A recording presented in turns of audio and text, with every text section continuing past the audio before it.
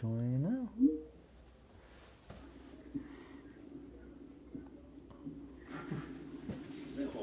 Hey, Doug.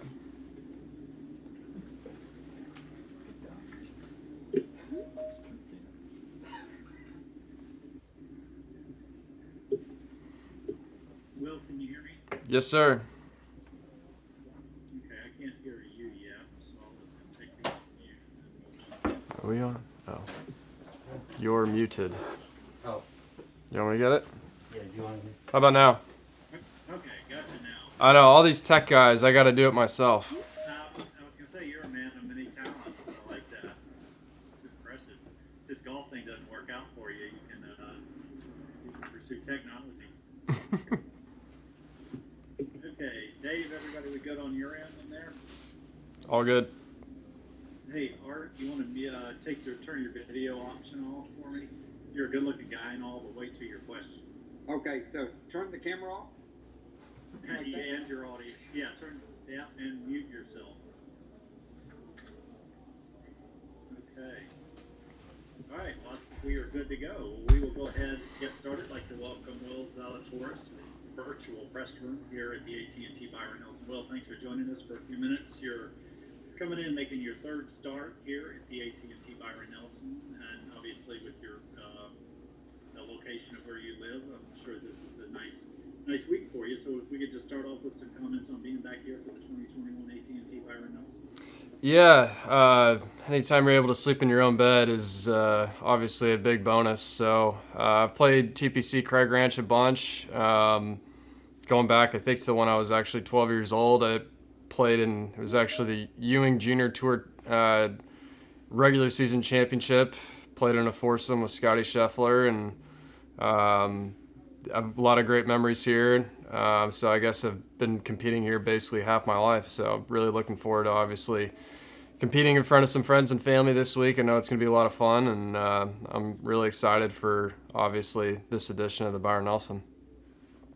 One of the questions we've gotten, obviously, with it not being a regular stop so far on tour, just some thoughts on the course. If you could just kind of give it a little description as best you can. Yeah, I think the biggest defense of this place really is the wind. Typically, when I've played here, it's fairly wide open. It's very long, especially when you have zoysia grass. The ball doesn't roll very far. Getting this weather as well is going to slow down the ball off the tee, so it's going to benefit a lot of the longer hitters.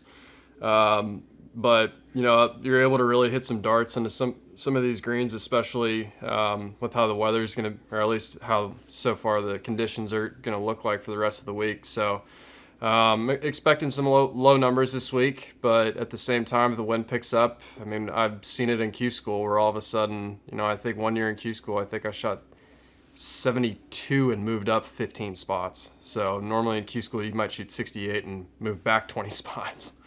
Right. Okay, well, one more question, and then we'll take a few from our people that are online. Just an amazing year, 6 top 10s, obviously highlighted by the runner-up at the Masters. Just kind of assess your game as you're heading into the week.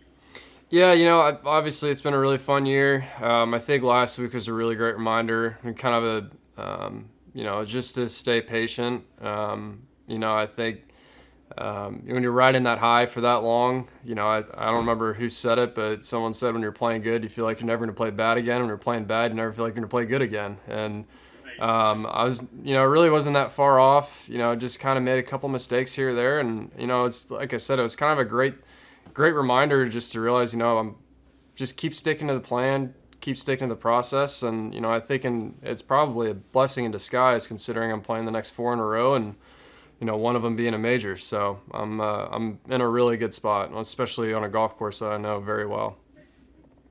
Okay, all right. Well, with that, we'll take a few questions, and just a reminder to those on the line: if you do have a question, it would be helpful to type your name and organization in the chat as opposed to the hand raised. But I see 2 so far. We'll start with Sean Martin, PGAtour.com, and then we'll go to Art Strickland. So, Sean, go ahead. Congrats on the engagement in the standings. Thank you. No particular details at foursome when you play the Scotty Scheffler here. What's the best story from that? Oh, I think it was in the middle of August, and it was so hot that I think we both took towels and dumped them in coolers and literally wrapped them around our necks and played with them on the entire day. I know neither one of us won, but it was, I could probably name 7 or 8 times that we played together, probably between like 9 and 15, where it was like duking it out. A lot of fun, so I think probably the other one was, I remember we had the tee so far up on 14 that both of us drove 14. Yeah, it's 14. And I think when you're 12 years old and you're driving par 4s, that usually doesn't happen. And then just what's the best showdown between you and Scotty from those junior days? Oh, man. Well, he probably has, he probably has more memories than I do, because I know he kicked my butt more often than I kicked his, so. Thank you. Go Giants. There you go. Okay, we go next to Art Strickland. Art, you can take yourself off mute and turn on your video option.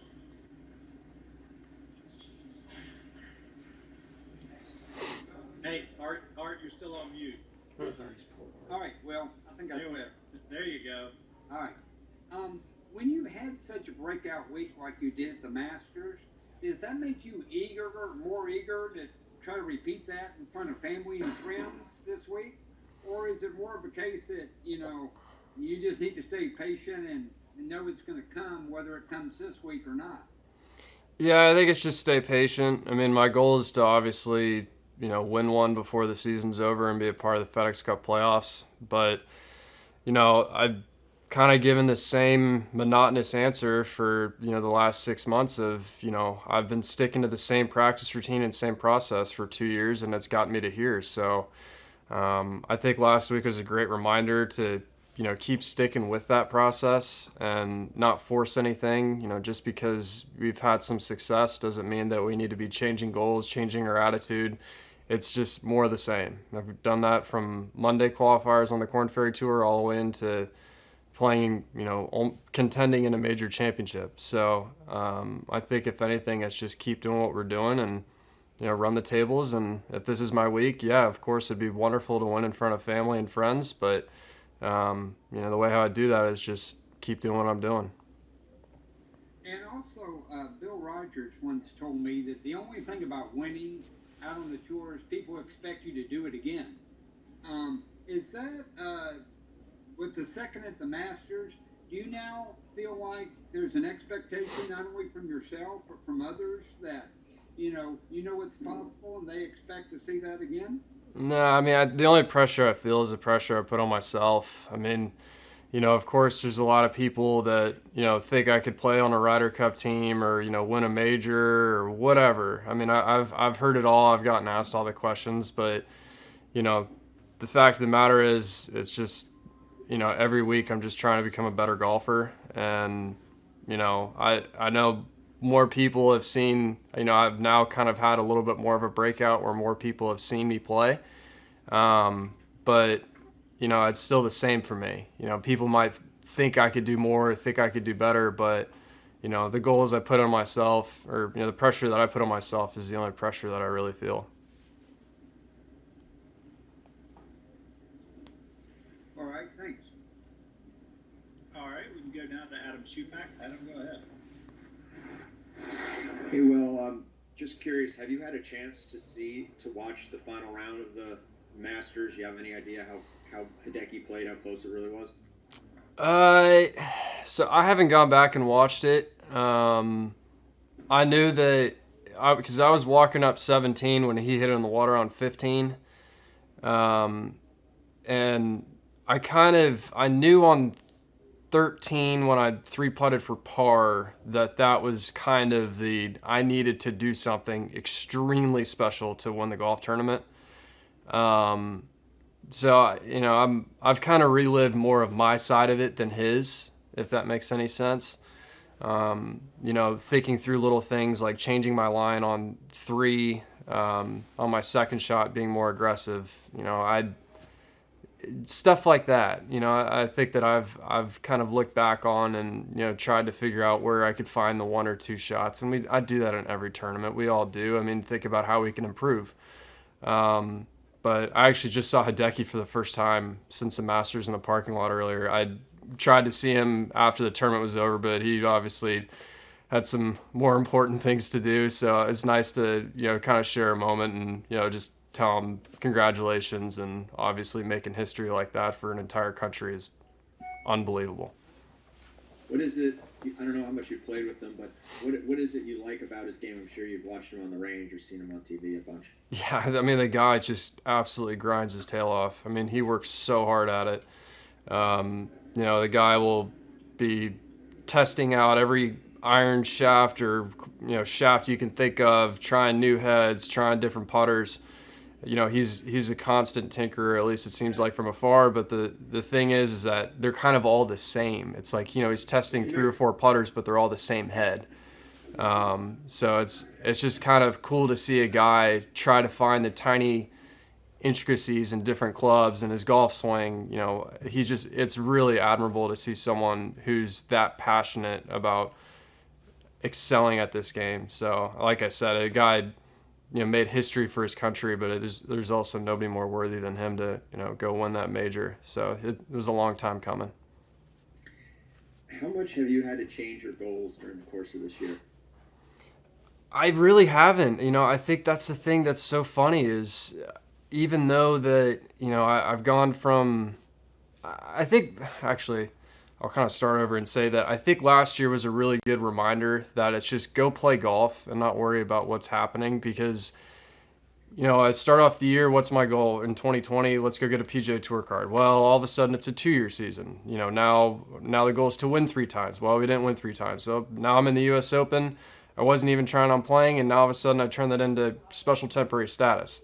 So it's just last year was so crazy that it kind of took the expectations and realizing that, hey, I don't need to think of all these exterior goals. Just go out, get better, and sign up for a golf tournament and try to go win it. And, it's nice to obviously know that I can contend in majors and contend against the best players in the world, but I still have things to improve on. And there's things that I need to get better about in my golf game if I want to go win these tournaments. So that's why for me, it's the same goal of, go out and win a tournament or win a major, whatever. These are all career goals that I have, but I do that by focusing on the micro and trying to get better in every aspect of my golf game. Thanks. Okay, looks like we've got 2 more questions, both from WFAA. We'll start with Michael Leslie. Michael, go ahead. Hey, Will, given your experience with Craig Ranch, your experience, at least your knowledge of this tournament, first year at Craig Ranch, and the field is, I would argue anyway, substantially better than we've seen in recent years for the Nelson. From your perspective, what do you think is the reason for that? What is it about Craig Ranch? What is it about this tournament? In general, when you look at the field being so much better this year, is there something you can point to that's a reason for that?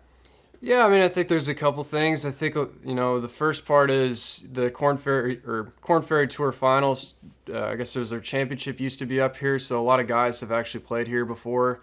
I think the second part of it is also where it sits on the schedule. A lot of guys like playing the week before a major, so I think the second part's probably the biggest reason for that. And, you'll see a lot more guys, no matter what the turf conditions are, they like playing and getting into a rhythm the week before a major. So I think that's really the biggest difference. But besides those two, that's kind of all I could think of.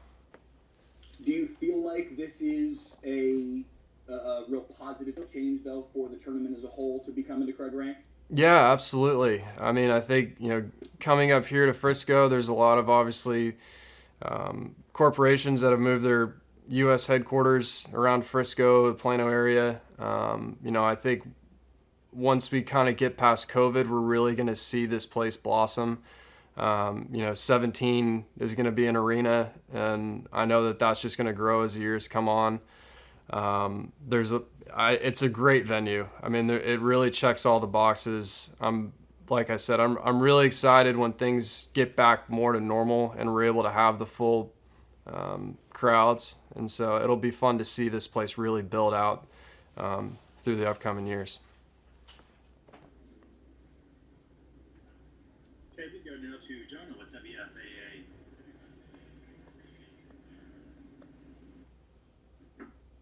Hey, Will, you mentioned your friends and fam are going to be following you. The real question is, will Tony Romo be carrying the Will Zalatoris flag around Craig Ranch? You might have to get a golf cart to get him out here. He doesn't walk much anymore. You mentioned having some people come to see you, though. I am very, very curious if, it's going to be a family-related thing where you're going to have a bunch of following you, or is this tournament going to be any more special just because it is in your backyard?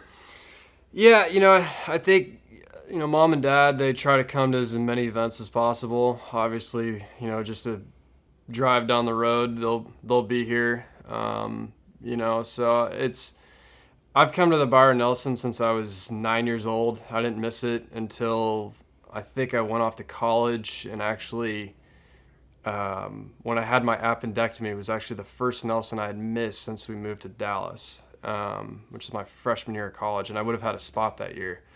So this tournament, it means a lot to me. I still have the autographed hats that I had. I was one of the kids asking for autographs from guys walking off 18. So it's kind of fun, see it all come full circle, and I'm excited for this week, and have fiance and mom and dad there this week. It's going to be a lot of fun. Every golfer's family system is different. Some parents are much more involved, some are very hands-off. Curious what your folks were like during your development, how that helped you, and kind of Mother's Day. The lessons they've taught you along the way, which ones have really resonated with you the most, just as a young man? Yeah, my parents were very hands-off. My dad is really proud to say that he's never been to a single golf lesson in my entire life. Never sat in on one, never said, hey, you're working on this, do that. He's just completely let me be. And it's very admirable because, I even think about some of my buddies or, kids that I've mentored, and if I go watch them play 9 holes, I'm like, dude, you got to get this thing going. I even act like a parent. They're not even my kids. And so I don't know how he was able to do it that way, but, it let me own my golf game. I kind of goes back to even the questions of pressure is I always wanted to be really good. I always pushed myself to a point where my dad even told me, hey, pump the brakes a little bit, go play basketball, go do something else. I've always loved it. And I think really that competitive spirit probably comes from my mom. She ran track at Oregon. She's toughest person I know. So it's kind of funny to see me as kind of a combination of my parents. But yeah, that's, my dad introduced me to the game, but, his whole job that he joked was to go get me an Orange Julius milkshake and make sure I had enough golf balls when we were out there. Were there times where it became overwhelming for you just because of the pressure you put on yourself?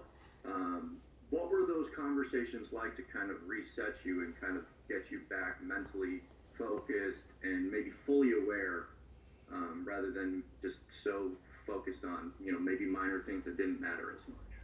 Yeah, it's funny because I would say that the little moments of kind of chaos of my golf game, where I made too much of it, I kind of have to appreciate them. I needed them to happen because it lets me appreciate these moments now. And it kind of got me, that what if I mess up attitude, I guess, if you will. It got me to here. It forced me to work harder. I think when I was trying to figure out where I was going to go to school, and I really wasn't playing that great, and Coach Haas took a chance on me, offered me the Arnold Palmer Scholarship, really when I wasn't playing very good golf at a junior level.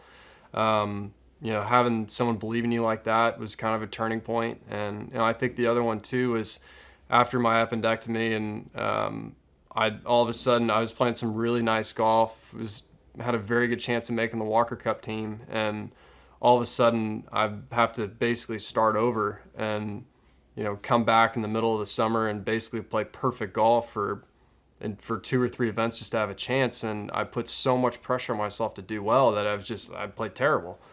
And I think that's why I have that attitude that I have now is, sure, I missed a cut last week, and, I haven't missed one in 8 months. And so, of course, you might think, there's a little bit of a freak out, but it's like, this is golf, man. I mean, the sun's going to rise tomorrow. Like, I'm still playing some really nice golf. It just, all right, go hit a couple hours of golf balls, putt for a few hours, and, keep working on the things you're doing, and it'll pay off. So I think those are probably the 2 biggest moments that I really learned something about kind of staying patient and enjoying the journey.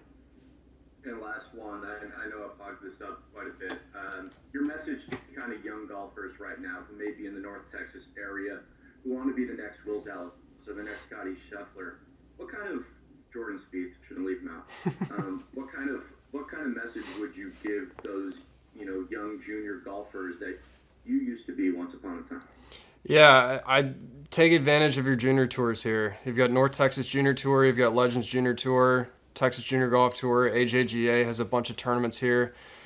Play as much as you can, even if it's just an 18-hole medalist event in the summer, and you want to go play 25 one-day events in the summer, play as much as possible, because that's how you learn how to play the game.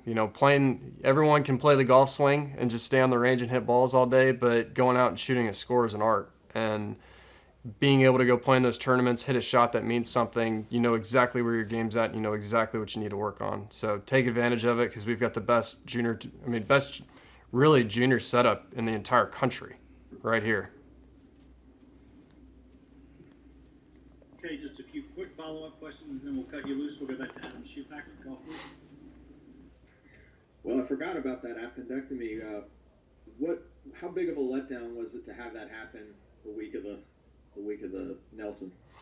Yeah, I kind of wasn't really feeling that great for the week leading up to it, and I finally, I remember calling John Drago and saying, "Hey, you coming out today?" And I said, "I'm sorry, I'm in the ER. I'm about to have appendectomy, and I have to withdraw." And it killed me. I mean, it was just, I wanted to play in the Nelson my entire life, and literally, here's my chance, and I was gone. So, yeah, I mean, I learned a lot from it. Just, enjoy the journey as much as you can. I mean, it could be gone tomorrow. And so it's like, obviously I've had success at every level, but at the same time, maybe that would have been my only PGA Tour event I was ever going to play in. So that was kind of why I've had this attitude of just enjoying it as much as I can. And with your success at the Masters, you got so much TV time. You got Adam Sandler tweet. What's it been like with this newfound celebrity? Anything kind of funny or memorable that's happened? I've had a couple of funny interactions with some people. Just thinking, I get all the Adams or the Happy Gilmore lines all the time when I'm out playing, but the real funny one that actually hasn't happened to me, but it happened to Austin Smotherman, which congrats, he just won, but he, or won on the Korn Ferry Tour, but he said that some people were confusing the two of us. And so he said that some people were saying, congratulations on your great play at the Masters. And he's like, yeah, thanks.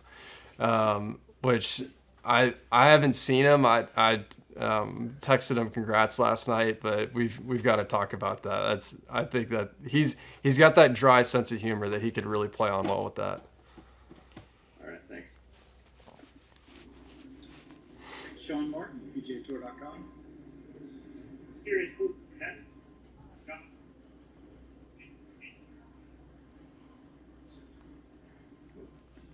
John, you're kind of cutting out there. What was the best autograph you got at the Nelson in those years you were a kid? Did you get the autograph of anyone who's in the field this week? Oh, that's a good question. I would have to think about that.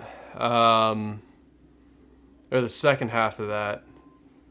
I remember getting Corey Pavin's signature when he was the Ryder Cup captain. And I remember that being a really big deal to me. I don't think I ever got Phil's. I'm trying to think of who else I got. But I think Corey Pavin. I just remember that being a big deal because he was a Ryder Cup captain. You're going to have me thinking about that. I might have to text you later about that one. Sounds good. Thank you. All right, finally, last one, Art Strickland. Bring it home, Art. Yeah, Will, the majority of the field this week has never seen this course. Without giving up your deepest, darkest secrets, what's one or two things that newcomers should be aware of when they come out here for the first time? Man, we don't play a lot of Zoysia, so I think you can be a little more aggressive just because you can just spin the ears off the golf ball around the green. And by a little aggressive, I only mean aiming at maybe one more flag a tournament just because all these guys are so smart. But, there's times where if we were playing, let's say, Colonial, when you're on grainy Bermuda, and all of a sudden, an easy up and down is no longer that easy. Out here, you might have a teed up Zoysia line. You could just absolutely spin the ears off the golf ball. So I think that's something that we'll be seeing a lot more of this week. All right, thanks. All right, Will, we will cut you loose. We appreciate your time. Wish you the best of luck this week. Thank you. Thanks, Doug. Oh.